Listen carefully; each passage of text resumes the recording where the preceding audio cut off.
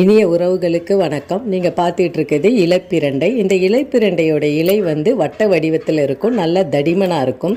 இது ஒரு கடவுள் கொடுத்த வரப்பிரசாதனே சொல்லலாம் இந்த மூலிகை. ஏன்னா பட்டைப்பிரண்டை, உருண்டை பிரண்டையிலலாம் நம்ம சுத்தப்படுத்தி அந்த நார்கள் எடுக்கிறது ரொம்ப சிரமமாக இருக்கும். ஆனால் இந்த இலைப்பிரண்டையை நம்ம அப்படியே பயன்படுத்தலாம் சமையலில். இதை உணவில் சேர்த்துக்கிட்டால் எலும்பு பலப்படும். அதே மாதிரி கால்சியம் டேப்லெட்டே நம்ம சாப்பிட வேணாம், மாதத்துக்கு 2 முறை இது உணவில் சேர்த்துக்கிட்டால் போதும். ஜாயின்ட் பெயின் எல்லாம் சரி பண்ணும். நம்மளை கல்லீரலுக்கு ரொம்ப நல்லது. ரத்தத்தில் இருக்க நச்சுக்களை வெளியேற்றும். இதை இலைகளை நட்டு வச்சாலே போதும், வேர்கள் வந்துடும் ஒரு வாரத்தில். இதை செடிகள் உருவாக்குறது ரொம்ப ஈஸி. இது ஒரு வாரத்துக்கு முன்னாடி நட்ட இலை வேர் வந்திருக்கு பாருங்க.